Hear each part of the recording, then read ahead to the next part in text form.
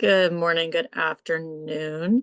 Just give us a few minutes. Let all the attendees get joined in the room and we'll get started here. Hey, everyone. Yeah, let me see in the chat. Where are people from? Where are people coming and attending from?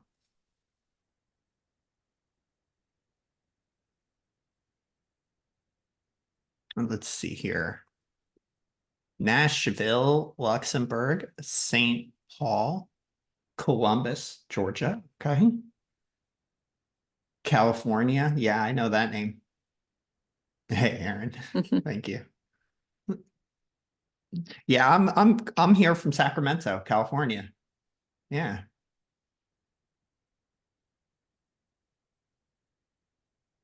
All right.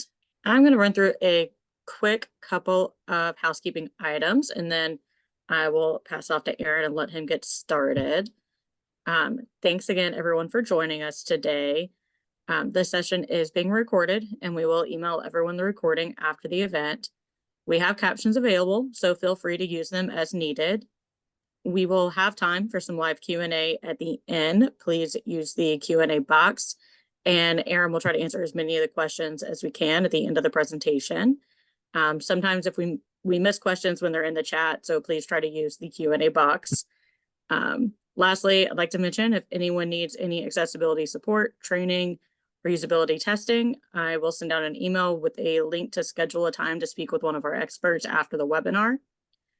With that, I will pass it off to Aaron and let him get started and provide an introduction of himself. Hello, everyone. Welcome to an accessibility scan of the web. Today, we're sharing our results of accessibility scores by industry, industry benchmarking, if you will. So let me start with an introduction to myself.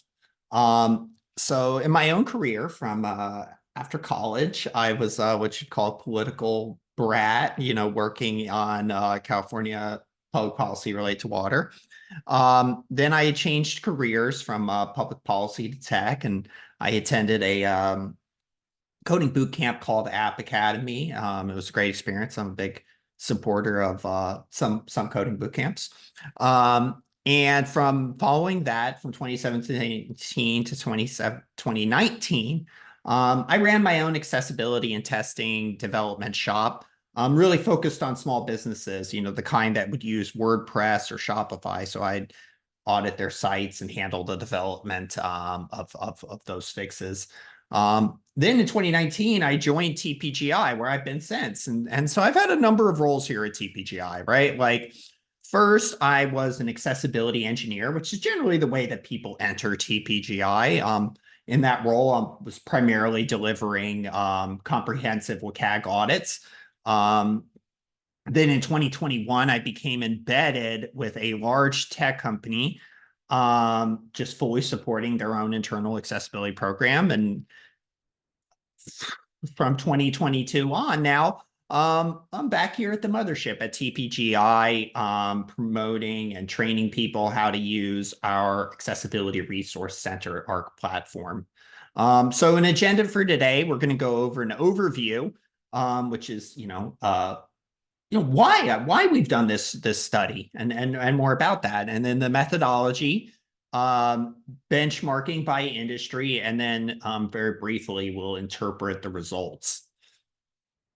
So first, accessibility benchmarking by industry. TPGI has performed an automated scan of the top sites for private industry, US government, educational institutions using the Accessibility Resource Center, the ARC platform.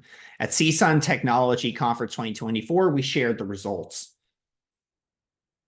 So here's the origin story for this Accessibility Resource Center study. As you can tell from my own background, I've helped organizations manage their accessibility program from the scale of very small businesses to the biggest brands, organizations in the world. And one thing that I think I've found is really held in common by all accessibility management programs is that they require defensible data points to validate their work on accessibility and demonstrate, a return on investment in accessibility. Accessibility is a cause, accessibility is a law, accessibility is a business activity, and it requires, metrics to validate your work on it and grade yourself. And so when organizations are reporting the state of accessibility to stakeholders across their organization, their larger community, they generally report their state of accessibility as a total number of automated errors found in the website. In ARC, we know this as the WCAG density score, the density of web content accessibility guideline violations. However, the number lacks a frame of reference. In talking to our ARC users, this always invited a very common question, like, what is a good accessibility score? And we didn't have a compelling answer to that question. I found organizations didn't have a compelling answer to that question when they spoke to other stakeholders. So rather than talk about accessibility scores in terms of when you talk about absolute number of errors, that's an exclusively technical term. So my objective here is for organizations to be able to report accessibility across their organization in relative and capitalistic terms, and for executive stakeholders to gain the ability to understand how their accessibility compares with their overall industry. This enables organizations to highlight accessibility as a differentiator with competitors. I think it was Walt Disney once said, right? It's not enough to do good work. You have to let other people know of the good work. So that's part of my work here, especially for organizations that I know are dedicating significant effort and leadership on accessibility. They deserve an ability to demonstrate that to others. Okay, so the web is vast, full of many edge cases. And before we kind of really get into the data today, I want to emphasize, data has to be shifted in order to view it all at once, right? Like, I think we all remember maybe being in high school or primary school, right? And seeing, a big map of the world on the wall. And, really that map is just distorted so that we can see it all at once, right? Like Greenland isn't that small, actually. So individual data points within this large study may conflict with the overall big picture, okay? And that's just inherent whenever you're working with large sets of data, but that's why you do it, because, when you're working with a large set of data, we can make assertions about the web at large. Okay, on to the methodology. Okay, so here is what, so here is the websites which have been evaluated in this scan. Okay, so what we've done is we performed an accessibility scan of the top 300 websites for 24 industry sectors. And so these top 300 websites, that's based on Google PageRank, Cloudflare Rank, and our own heuristics, our secret sauce, right? And the industries are determined by the IAB content taxonomy. And of course, that's going to be an imperfect measure, and organizations, fit into multiple categories. And so there's a lot of complexity there in how we rank the industries. But nonetheless, if you were to see this list, which will not be released publicly, like the top 300 websites for each industry sector, most of those website names are going to be quite familiar to you.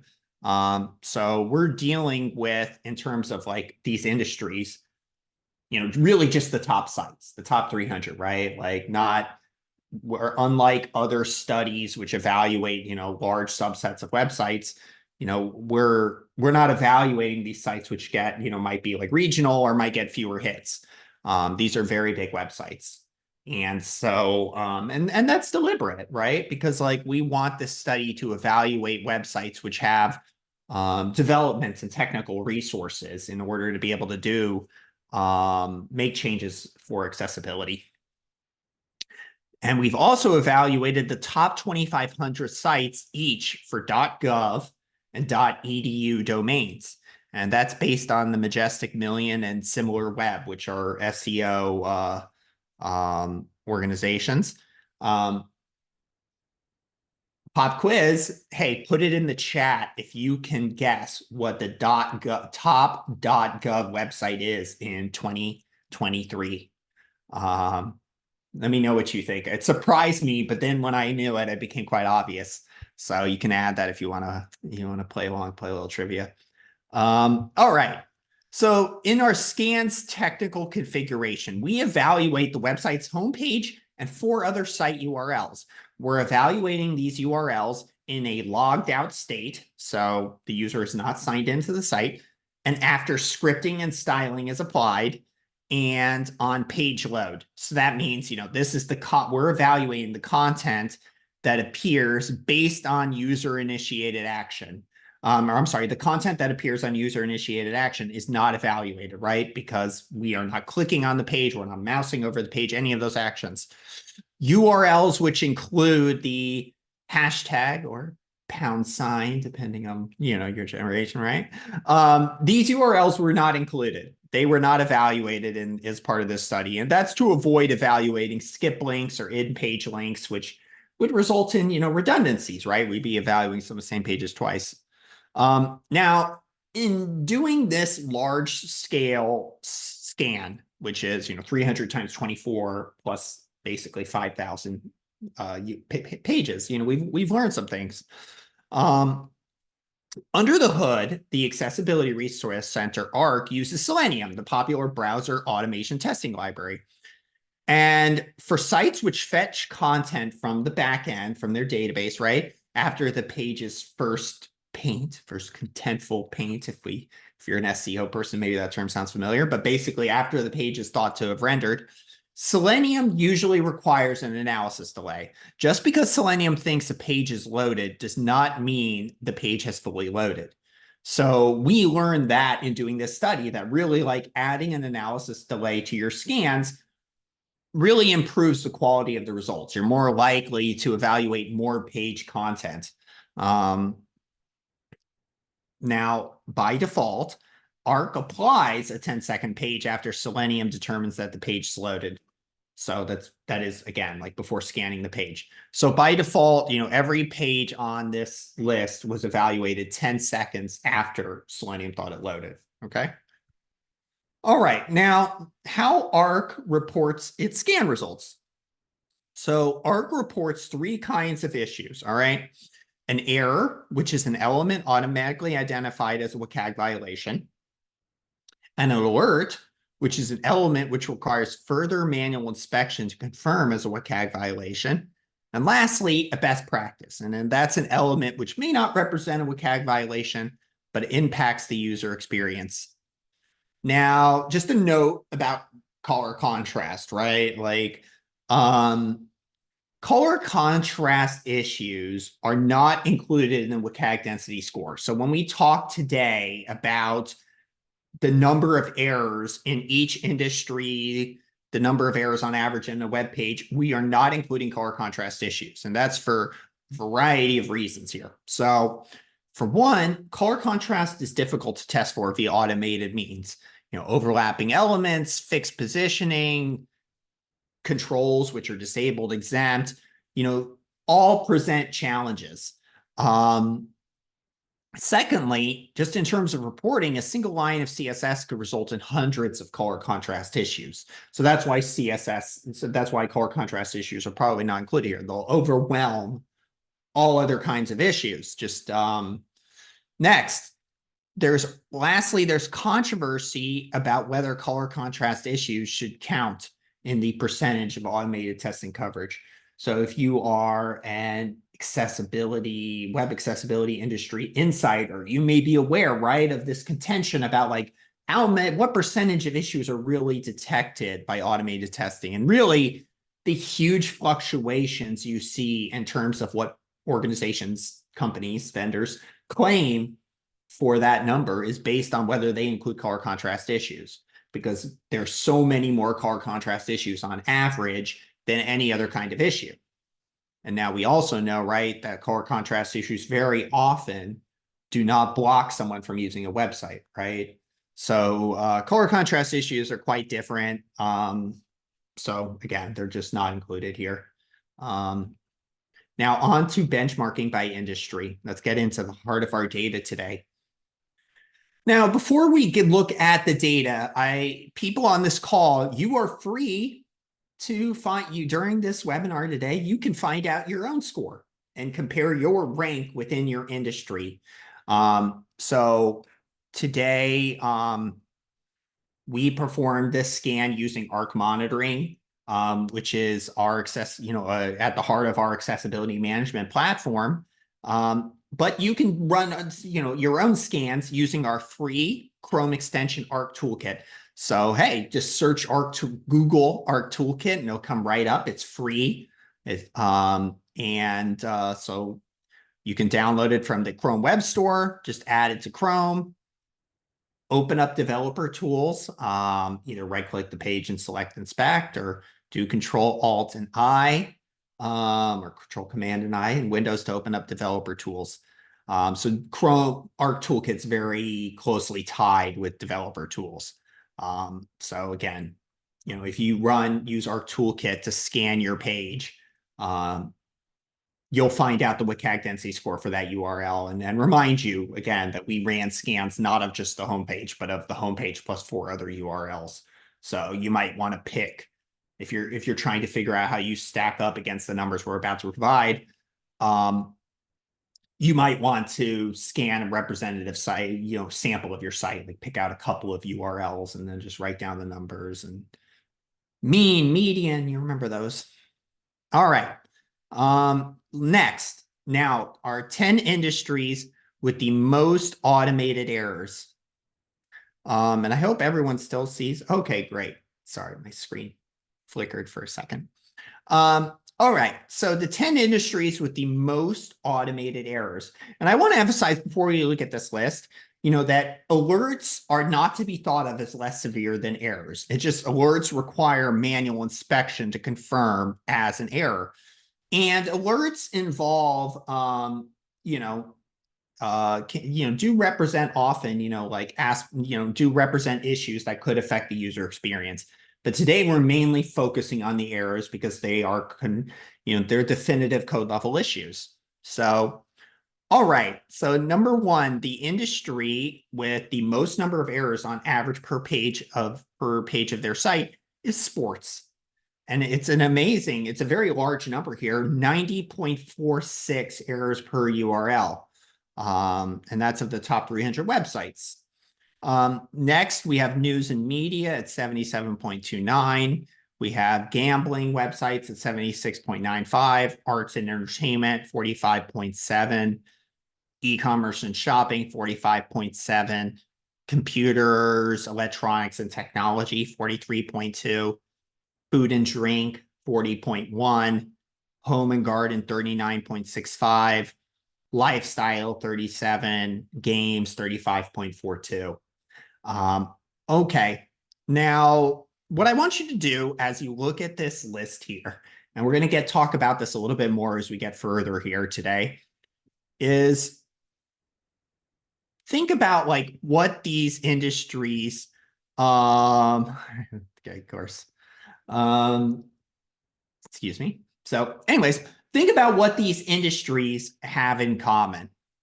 And you can share your insight, your kind of interpretation, what your first, reaction is to this in the chat. And I'll consider them later, but look at this list and think about, again, like what you think this says about the state of accessibility on the web. So alternatively, right, like you can view our the industry benchmarking in chart form here.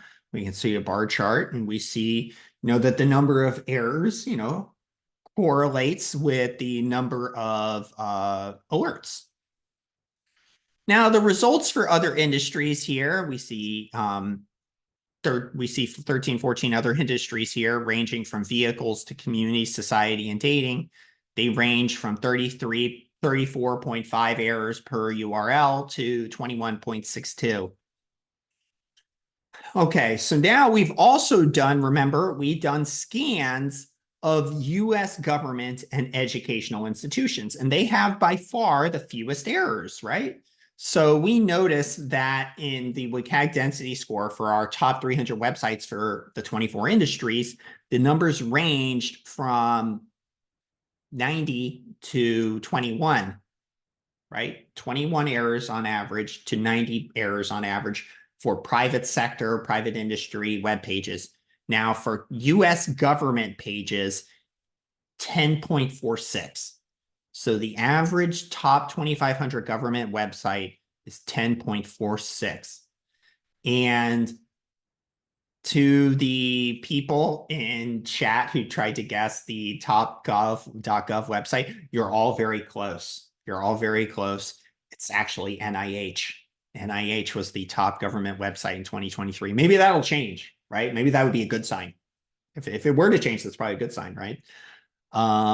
So 10.46 is the average for the top 2,500 government websites, and 16.26 is the top 4.edu sites. And, this reflects, think about what that means to you. Like, what does it reflect that US government education websites have fewer automated errors than private industry websites? Is that meaningful? We'll come back to that. So let's talk about it, right? Like what, because we're saying these numbers and maybe some of you on this call are excited at how you're doing compared to your industry. Others are just keeping pace.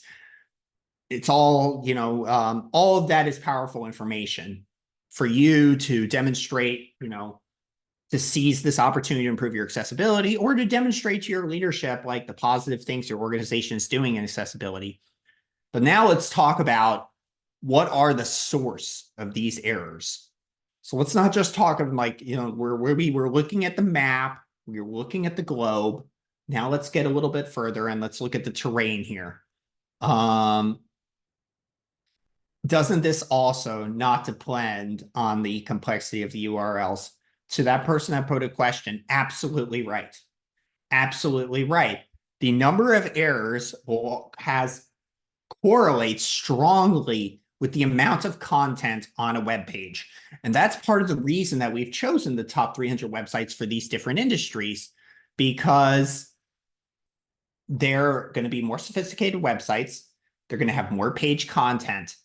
And when you look at these scans that evaluate like very large segments of the web, like when you start getting into the smaller websites, they tend to have a lot less content.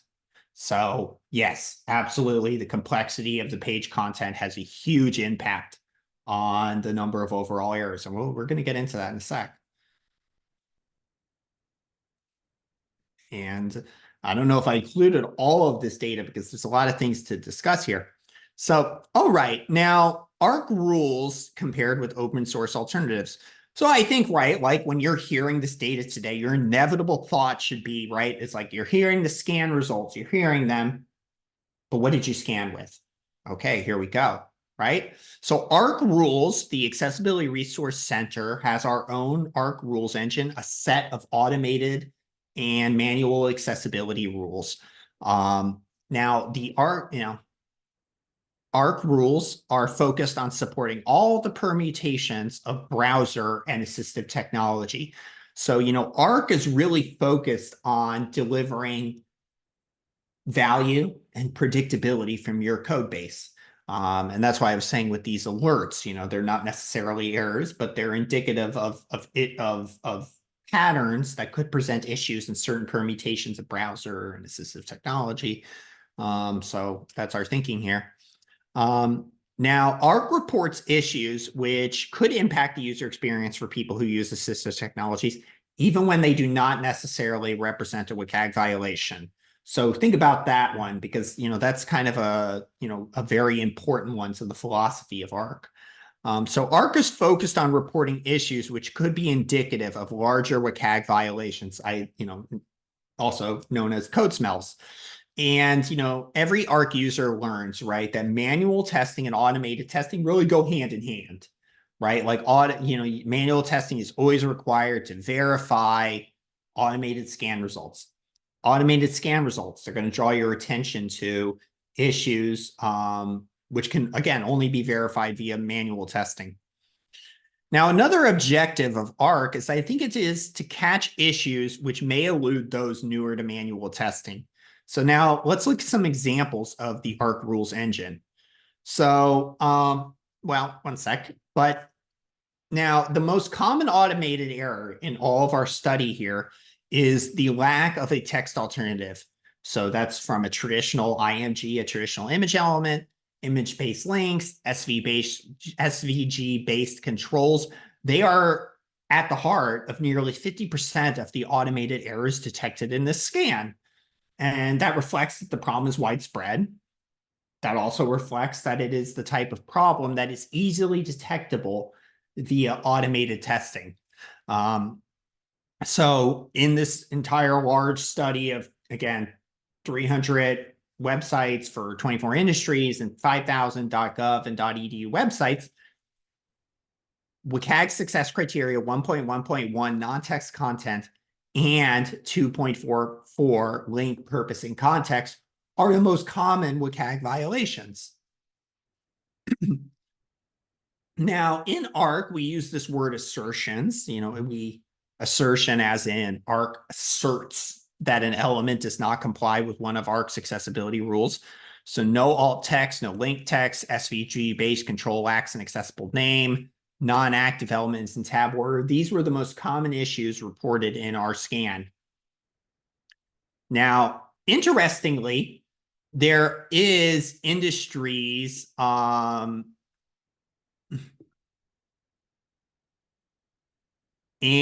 that's a great question. Is ARC based on WCAG 2.2, or can you configure ARC to test with various WCAG success criteria? Yes, ARC is configured to scan based on WCAG 2.2. At this, which is very interesting because WCAG 2.2 has rendered 4.11 parsing obsolete. So we don't test parsing as part of WCAG 2.2, but otherwise, although I don't think we had many issues in parsing previously, but I can talk a lot more about WCAG 2.2, but yeah, about ARC and WCAG 2.2. But yes, it can be configured to do different WCAG versions.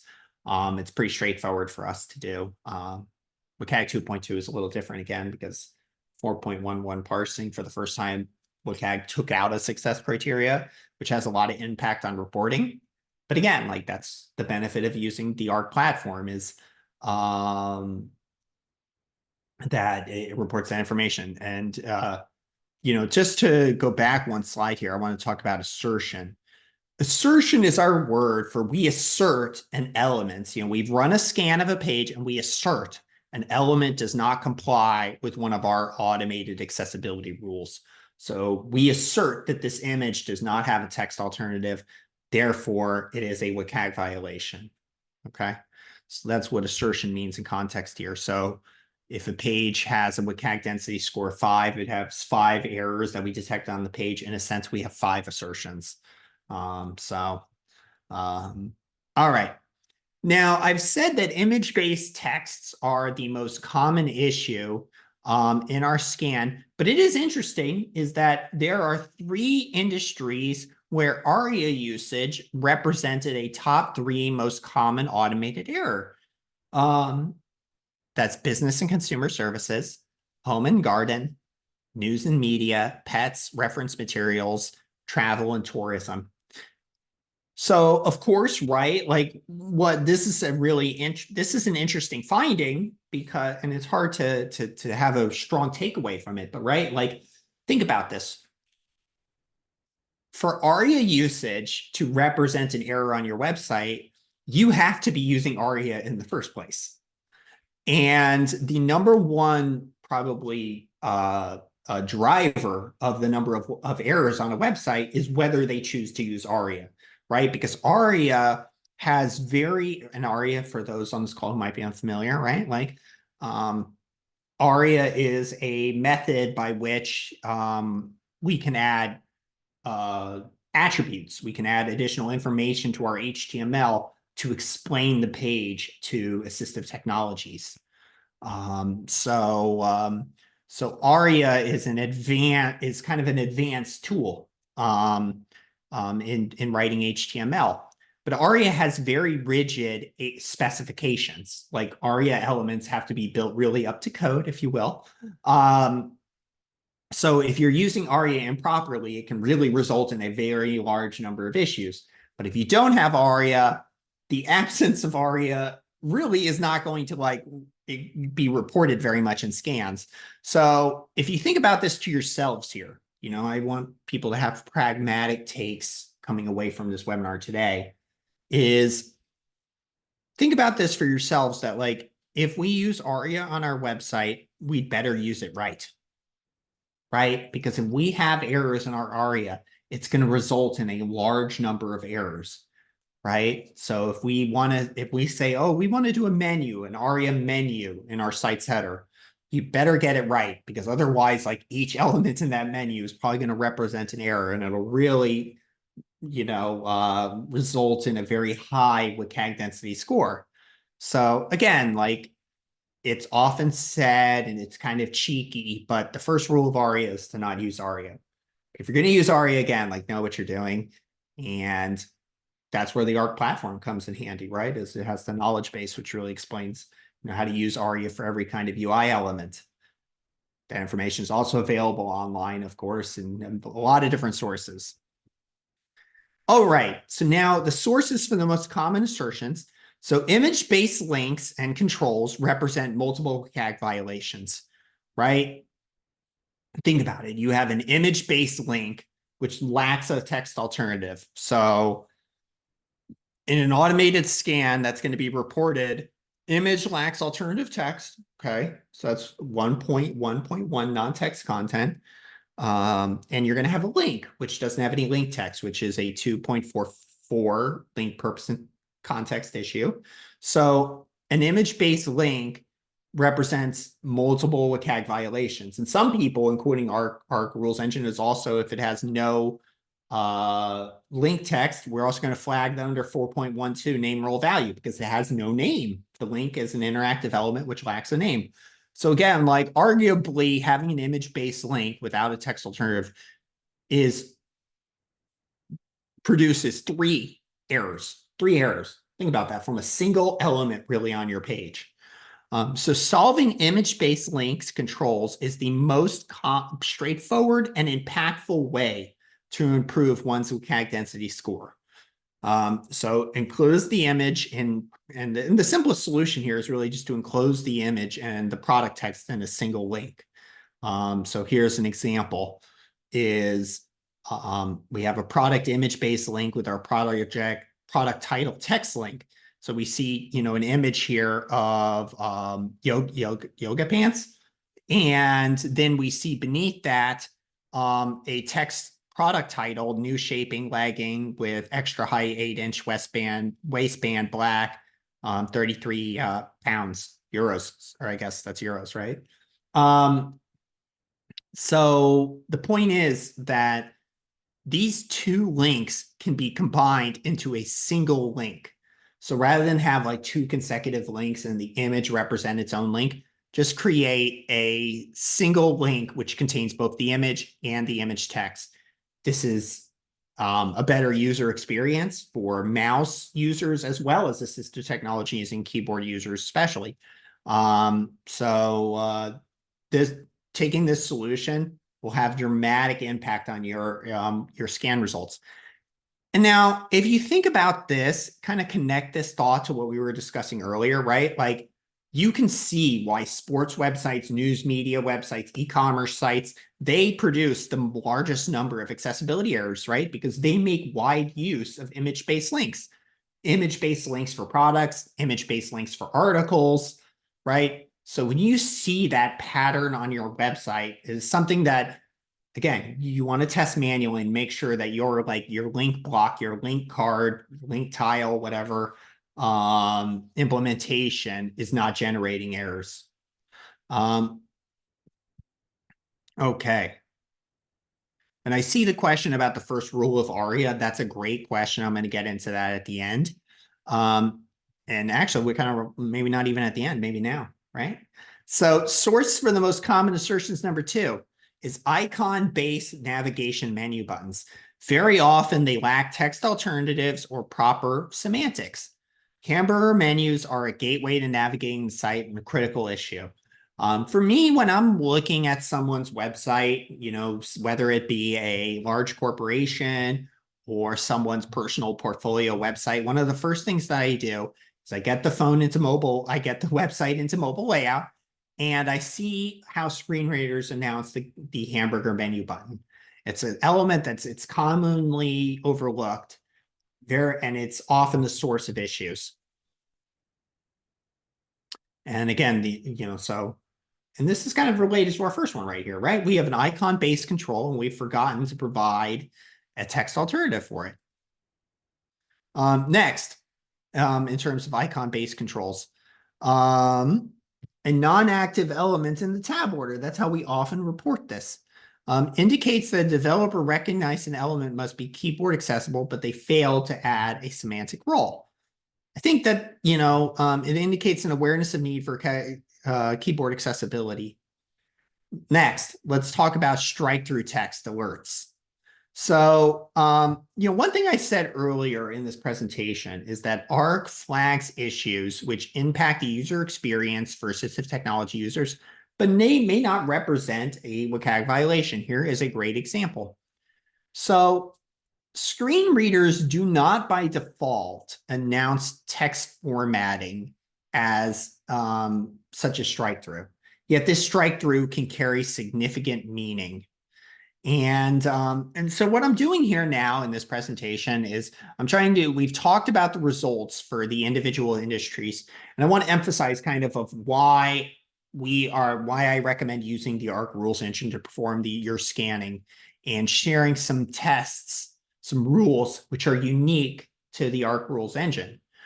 So if you're running a scan with Google Lighthouse, Axe DevTools, all of these, like, they're not going to report these issues. So these are really clear differentiators for using ARC. Now, all of those rules engines are going to overlap a lot in the results they return, but they won't report these rules. So that's why I want to especially note them, because they're also impactful. So strike-through text carries significant meaning. So here in this screenshot, we have a web page of eye conditions, and it says incisional surgery to choleratic glaucoma. It's covered by the following insurance plans. We have a list of bulleted items here: Moon Life, Digma, Visual Service Plan, and Green Diamond. And we see there's a strike-through Green Diamond. In this screenshot, we see JAWS Inspect Speech Viewer. That's a screen reader testing tool that TBGI offers, and provides a transcript for JAWS output, JAWS speech output. Note, JAWS does not announce that the text Green Diamond has a strike-through. That the surgery is no longer covered by insurance is not conveyed. So you see, right, like, this is a really significant impact on user experience for AT users. But again, like, it's not a WCAG violation. But again, like, and a lot of testers out there may not even be aware of that. You have to make special accommodations for text formatting, like strike-through text. So again, like, you see, the ARC rules engine is making teams aware of an issue which may have eluded them even in their own manual testing. All right, now we'll talk about non-active elements in tab order. This is another great issue. This indicates that a developer recognized an element must be keyboard accessible, but failed to add a semantic role. So just in your own websites, very commonly you'll see custom controls, where you're clicking on a menu button and expands a menu. These things they're custom elements, and they're not. The developers have understood that, hey, this is an element. It should be. I understand people have to be able to do things with their keyboard. So they'll add a tab index. They'll add the ability for someone to set focus to that element and press enter on it, but then they'll leave out the semantic role. So ARC reports that instance. ARC reports when there is a generic element that is included in the tab order, because again, it indicates, hey, somebody thought this element was important, but then they left out the proper semantics. So this is a really impactful rule. Even though it's only an alert in ARC, it's an issue that I always look to in our scan results immediately.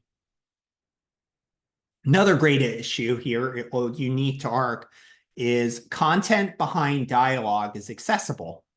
And that's an alert. So dialogues, that's a pop-up of information, can be modal or non-modal.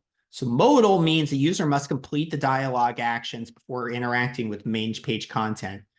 Non-modal means the user may navigate to and from main page content in the dialogue. They can go back and forth. So most dialogues really on the web are intended to be modal, but some are truly non-modal. Therefore, ARC reports this as an alert. So basically here we see a screenshot on a website selling alcohol. ARC detects that users can interact with the website's content without completing its age gate, which would expose the business to legal risk. So again, this is an issue very common on the web, especially with cookie consent banners. We see this so frequently that organizations intend for users to interact with the cookie consent banner before the rest of the website. But then that cookie consent banner, that cookie consent dialogue is not properly exposed to assistive technology users. Again, ARC Rules Engine helps you be aware of this issue. All right. So we've covered, again, some unique rules to the ARC Rules Engine that really separate it from your other alternatives out there. But let's interpret the results. And this is, kind of the last thing that I want to talk about today. As we're going through this information, and to reiterate, this information is going to be provided to you via a blog. I'm going to write a blog about this data and make it available in formats for all of you to use, for you to demonstrate how you're doing on accessibility compared to the rest of your industry. But I want to end with two thoughts here. First, I want to talk about what I've learned from performing this scan. And then I want to talk about how you can use these scan results, and then we'll get to your questions. Okay, first, my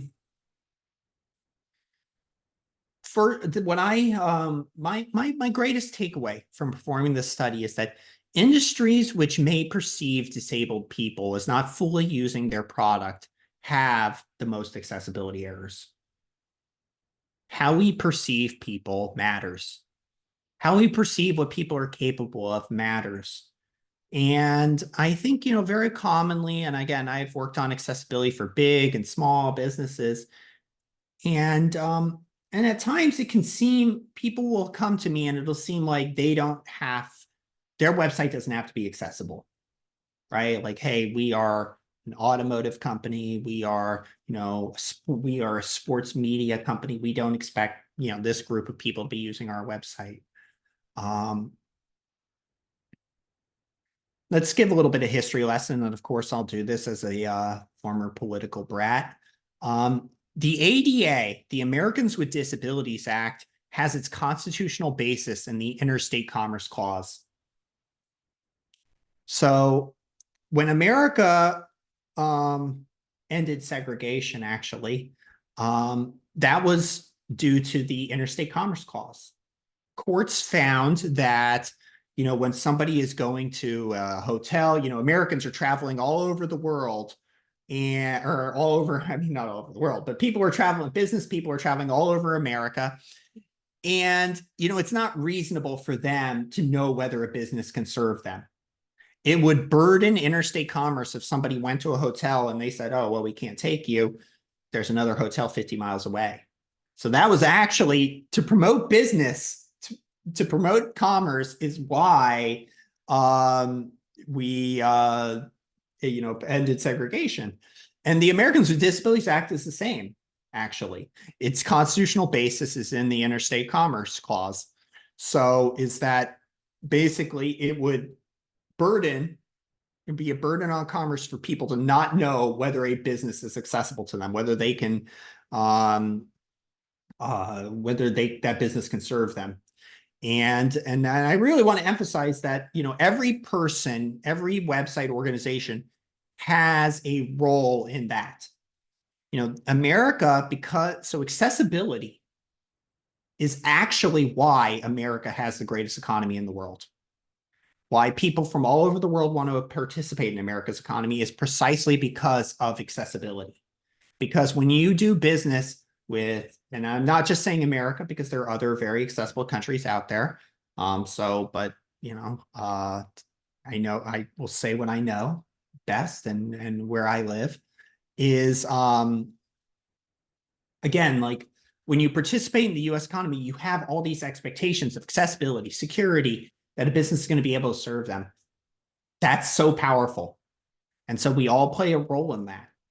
And that's across all industries. And yeah, it may seem like, hey, your family, or somebody, people aren't going to consume this content. My family, we do, that's for sure. We're always watching sports and things and listening to them.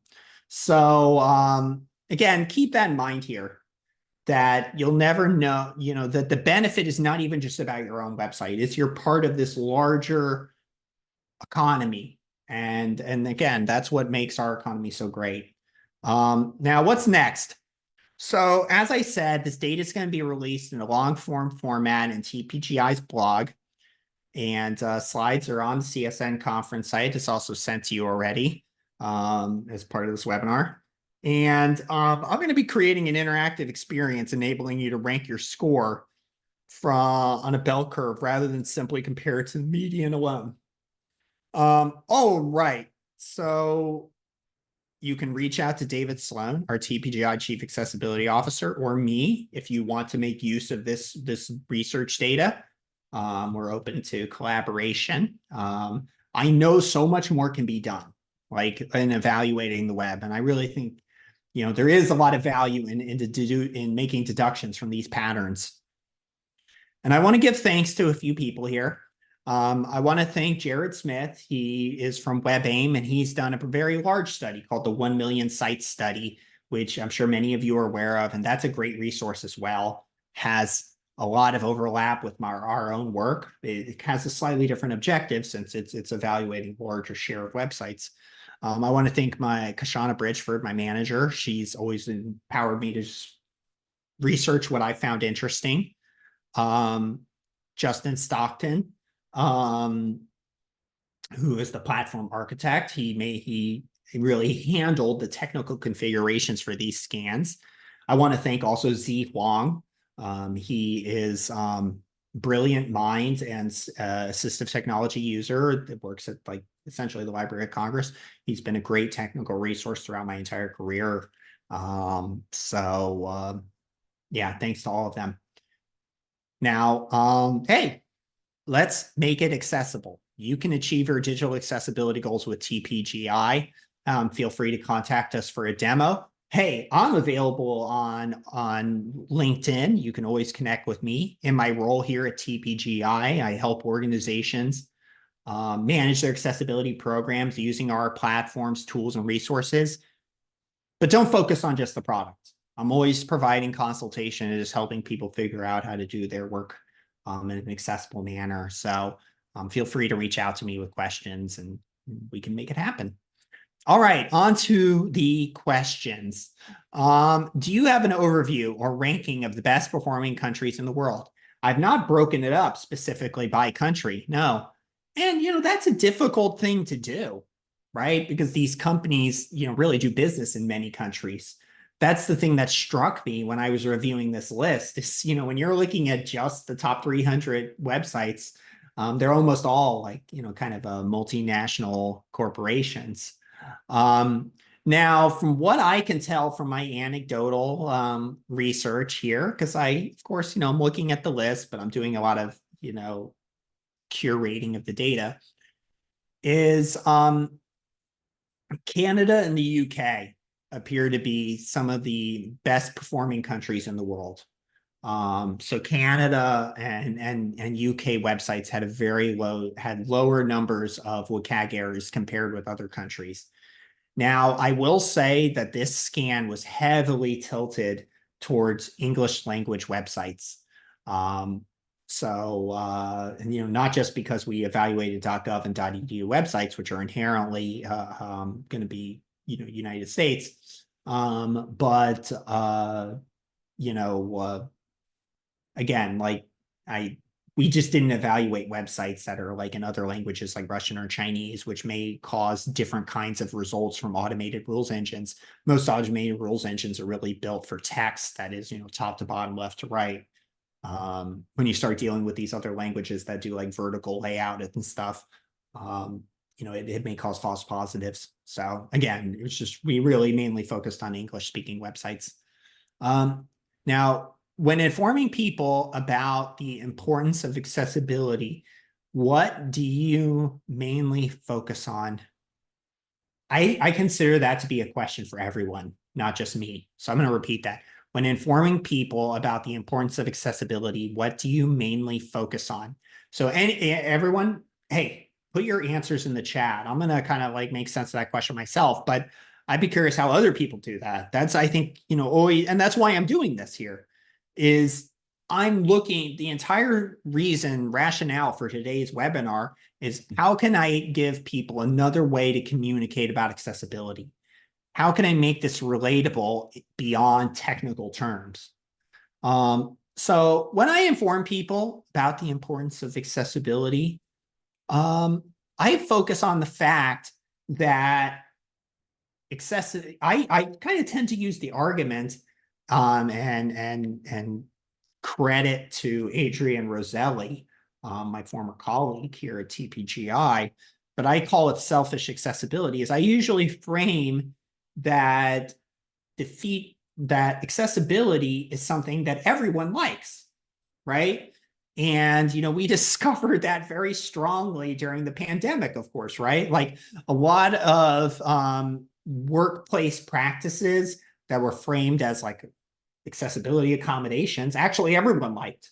People liked being, it turns out rules and the policies which benefit people that are disabled or homebound are going to be liked by a lot of other people. So or I'll say with accessibility that, when big tech invests a lot of money in image recognition and these other things, they're doing that because accessibility serves their larger business objectives.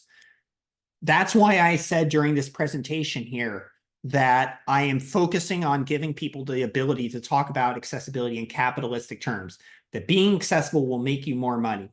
And not just necessarily from people that have disabilities, but from everyone, because they'll be having a better experience. Ultimately, accessibility is about providing the same information, the same service in different methods that, and again, like people will use them in unexpected ways, right? Like, so, very often, right? Like somebody makes a web page keyboard accessible. Hey, somewhere out there, there's somebody who has the trackpad on their laptop doesn't work. They've been using the tab key and all these kind of things. So again, like there's really unexpected benefits that come with accessibility. And in terms of accessibility, what I'll emphasize is that it's just when you're using HTML and you're using like our, to its full potential, that is accessibility. So again, and accessibility is a key driver for innovation, absolutely. Okay, so that's how I frame things, is I mainly like to talk about how accessibility serves the larger business goals. And I think it's very important, and this is maybe a little off topic here, but I think that, for the accessibility community, and you're free to disagree, of course, right, with me, but I think for the accessibility community, it's very important that we frame accessibility not as the right thing to do, but as the profitable thing to do. Like we should never be talking about accessibility as charity or anything else like that. It is not. As I said, accessibility is something to facilitate commerce. Okay. So, and we can find examples of that benefit to people of restaurants, right? And again, when I talk about accessibility, I don't just talk about things in terms of the web. I think about restaurants where they put items and they label that it is gluten-free, that it is vegetarian, making it accessible to people, making it easy for people to come in there. it's about getting accessibility as a mindset. It's a prism through which we view the world. So again, I emphasize that accessibility is good for business. Okay. So that's how I talk about it. And when I started, it was all about legal. And then somebody else here is saying, when I started talking about accessibility, it was all about legal repercussions. Then I tried to push business cases, citing buying power of the disabled community and other statistics to push the economic value. Turns out that it is really going to be the empathy piece that moves the needle for C-suite folks. Is it? I think that's really interesting that you say that empathy is going to be the piece that moves the needle for C-suite folks. Obviously, that contrasts with my own opinion, right? Like what I thought would speak to C-suite folks is, hey, here's how we're doing to our competitors. We're beating them in terms of accessibility. Hey, I can go to my leadership and say, look, we have this number of automated errors compared to our industry average. All these efforts are extra efforts on accessibility. They have demonstrable value. Okay. So empathy, but again, demonstrable empathy. How about that? So when someone asks me what is the most important concerning accessibility, I say all of it, but you can start with navigation. No matter how good the info is on a website, if I can't logically find it, it does no one any good, whether it's digital or print. Absolutely. At the end of the day, you want to get so focused on these like very esoteric aspects of accessibility, when at the end of the day, just navigating the website is the most important aspect of user experience. And that's why I always check the hamburger menu. And it's really a critical issue that it very often lacks a text alternative. So takeaway here, and I'd say keyboard accessibility as well. Totally agreed. Keyboard accessibility is critical. All right. That takes us to the end of the hour. Everyone, thank you for attending. I'll be sure to share this information in a blog eventually. And yeah, let me know. Please connect with me on LinkedIn or reach out to us about ARC. I'd love to know what you're doing in terms of accessibility. These webinars are just so amazing because it connects us with people all over the world, which are involved in this business and this cause. And again, what I can tell from just doing this is accessibility doesn't happen by accident. That's not the default. It takes effort, organization, and leadership, which is shown by people like all of you, just by being here. So thanks so much. I'll turn it over to Ida, to our marketing team. And yeah, all the best. Yeah, thanks again, everyone, for joining us today. Thanks, Aaron, for such a great presentation. Again, just want to remind everyone that the recording with transcription and the copy of the presentation will be sent out usually later this week. So keep an eye out for that. It'll be sent to everyone who registered for the webinar. So if you have colleagues that registered but missed, they'll get a copy of that as well. Again, if you have any additional questions or you need additional accessibility assistance, you can reach out to us at either info@tpgi.com or IDA at tpgi.com. Thanks again for your time today, everyone. Hope you have a great rest of your day.